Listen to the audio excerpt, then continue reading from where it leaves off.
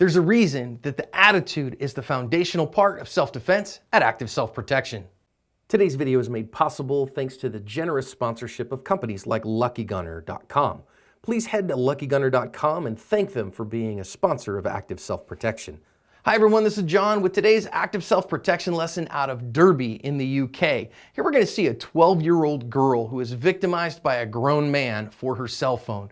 But she's got a lot of heart and she doesn't give it up easy. So let's see what happens, then we'll come back and learn some lessons. This guy's just walking down this street, but he's seen a little girl with a phone that he's just passed and he decides, nope, he's going to take that from her. And so now he's going to try to grab it out of her hands and she's fighting for it. She's just absolutely not willing to give this up at all. And I really admire her fighting spirit here because this guy actually has quite a time. You'd expect a full-grown man to really be able to manhandle a little girl like this pretty easily, but she's not having it. But eventually he's able to overpower her and he steals her phone, even though she's really giving him what for, and the police are still looking for him. In this one, I have a poll question for you. Do you think that she was smart to try to defend herself and keep her cell phone, or should she have just given it up and avoided him beating her up? I'm interested in what you think.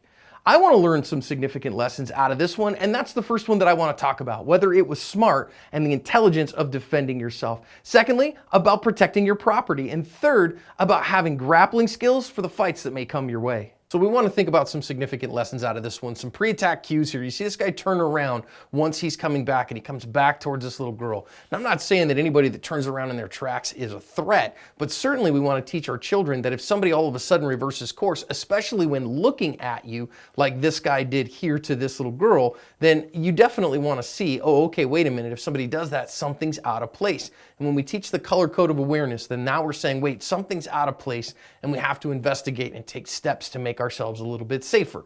Now, I mean, again, a little kid walking down the street, is this okay? I mean, she's not a 5-year-old, right? But you got to check that. Now, secondly, he comes and he grabs at her phone.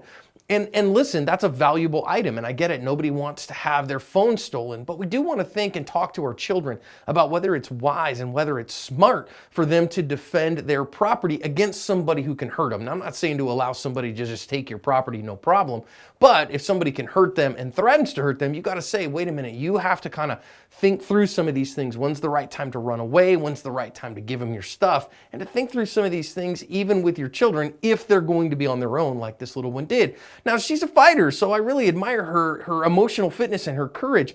And maybe, who knows, that she's got some significant empty-handed skills. I mean, I had my kids in martial arts when they were really little. And so teaching your children, hey man, whether that's in, whatever style of martial arts, that they can defend themselves and they can keep somebody from taking them somewhere or from taking their stuff, if that's the right choice for them in that moment, I think is wise. And having skills in grappling that somebody can't take you somewhere and you know better than that is a really good thing. But you got to recognize at some point, this guy's going to overpower you. And so you either got to get the heck out of there, give him what he wants so he doesn't hurt you worse or whatever. And this little girl's going to have a bit of a hard time doing that.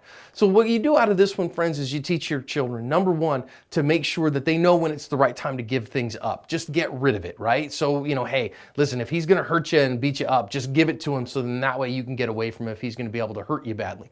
Number two, when's the right time to be aware of your surroundings? That's all the time. Not have both your earphones in and not have your phone showing to people, because that makes you a target for attack, especially if you're a vulnerable population. And number three, get your kids into some martial arts. Get your kids into some defensive stuff.